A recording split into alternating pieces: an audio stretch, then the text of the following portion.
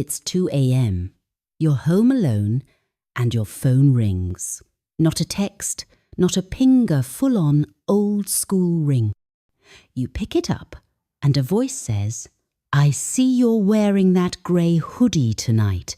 Your blood freezes. You're wearing that exact hoodie and no one shall know that. You live alone. You're 3 floors up. The windows are locked.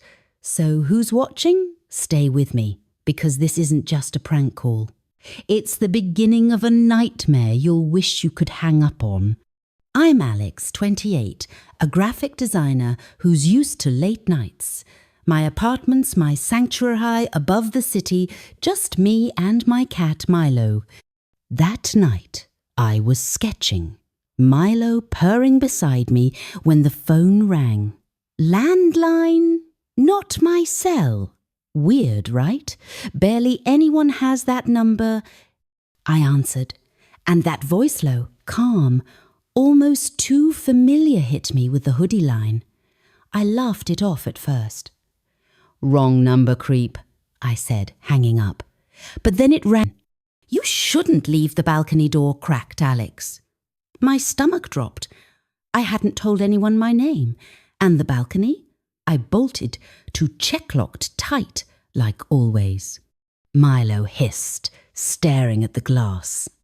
I yanked the curtain shut, heart hammering. "Who is this?" I demanded when it rang a third time. The voice chuckled. "Look under the couch. I didn't want to." God, I didn't. But my hands moved anyway, fumbling under the cushions. There it was, a tiny black device, blinking red. A camera. Someone had been watching me in my own home for who knows how long. I smashed it, grabbed Milo, and ran to the door. That's when the power cut out. Pitch black, my phone dead. The landline rang again, echoing through the dark. I didn't pick up, but the answering machine clicked on. "You can't leave, Alex," it said. "I'm already here." Footsteps. Not mine. Slow, deliberate, coming from the hallway. I clutched Milo, backing into the kitchen, grabbing a knife. The steps stopped. Silence until Milo yowled, clawing free, darting toward the bedroom. I followed, whispering his name, but the room was empty. No Milo, just his collar on the bed, still warm. I searched every corner, tears stinging my eyes. He was all I had left after my brother died last year. Then I heard it's a faint meow from the closet. I flung it open, and there was Milo, trembling, staring at something behind me. I turned. Nothing, but the mirror on the wallet wasn't my reflection. It was him. My brother, pale, eyeless, grinning. The voice came again, not from the phone, but from his mouth in the glass. "You left me alone, Alex. Now it's your turn." The twist? My brother didn't die in a car crash like they said. I'd buried him alive by mistake, and he'd clawed his way back not to forgive, but to take me with him. You're home alone sipping coffee, when you hear it a knock so faint you think you imagined it. Then it's louder, insistent, like someone's begging to come in. You check the peephole. A woman, soaked, shivering, pleading for help. You hesitate, but she looks harmless, desperate. You open the door, biggest mistake of your life. Because once she's in, she doesn't leave. And she's not what she seems. Stick around, because this one's going to claw at your heart and rip it apart.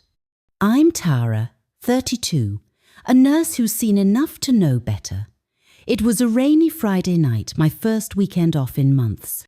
I was unwinding, alone in my fixer-upper house, when the knocking started. She was young, early 20s drenched, mascara streaking down her face. "Please," she sobbed. "My car broke down." I just need a phone. I'm not heartless. I let her in, handed her a towel, my cell. She smiled, thanked me, called someone. Simple, right? Except she didn't leave. Her name was Lily, she said. She sat on my couch, towel draped over her shoulders, chatting like we were old friends. I hinted she should go politely, then firmly.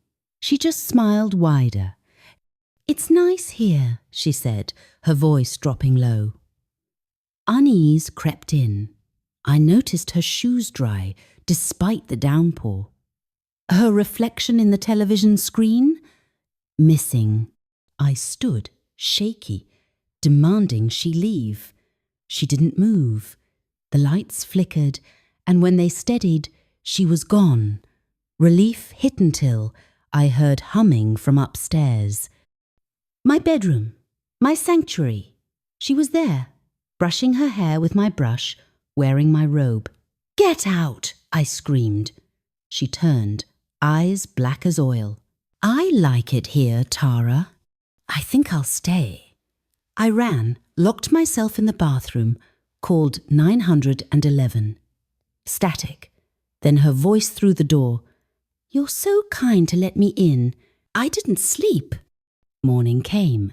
Cops found nothing, no Lily, no trace. They left, but I felt her, watching. Weeks passed. Things moved, keys, photos. My ex's old guitar played faint chords at night. I was losing it, unravelling, until I found it, a locket under the couch, engraved Lily, 1992. A web search turned my blood cold. Lily died murdered in this house 30 years ago by her boyfriend. I'd let her in, sure, but the twist? She'd never left. The cops missed one detail. My reflection in the bathroom mirror that night wasn't alone. She's still behind me, waiting for me to wake, so she can take my place. You're home alone, and you hear a creak, not the usual house, settling noise, but something wrong, something alive. It's coming from a wall you've walked past 1,000 times. Then you see it, a crack, glowing faintly like something's pushing through from the other side. You touch it and the wall moves. There's a door where no door should be. Open it and you're done. This isn't just a room, it's a trap, and it's been waiting for you. Hang on, because this one's going to gut you with a twist you won't see coming. I'm Ryan, 25, a bartender crashing in my late grandma's house. She passed last year, left me this creaky old place in upstate New York. I liked the solitude until that night. I was gaming, headphones on, when the creak cut through, loud, sharp from the living room wall. I pulled off the headset, saw the crack thin pulsing with dim light. I pressed it and the wall slid open. A door, hidden, unmarked, cold to the touch. My gut screamed no, but curiosity won. Inside was a room small, damp, with peeling wallpaper and a single chair. A photo lay on it, me as a kid, smiling with Grandma. My chest tightened. She'd never shown me this place. Then I heard either voice, faint, calling my name. Ryan, come sit. I spun, but the room was empty. The door slammed shut behind me. Panic hit. I clawed at it, no handle, no way out.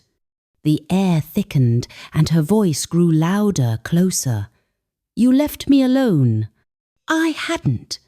I'd visited her every week until she died peacefully, in her sleep. Or so I thought. The chair creaked.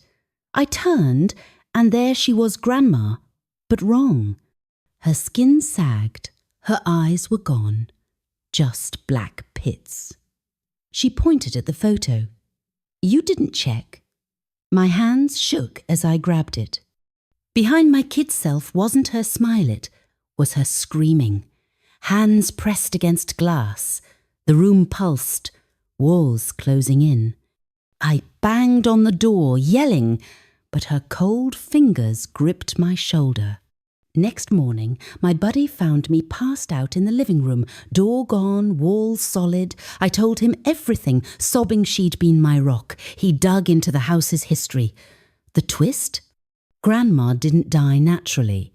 She'd locked herself in a hidden panic room during a break-in, suffocated when the air ran out. I hadn't left her alone. She'd been waiting, trapped, blaming me for not finding her. Last night, I heard the creak again, the cracks back. She's still calling.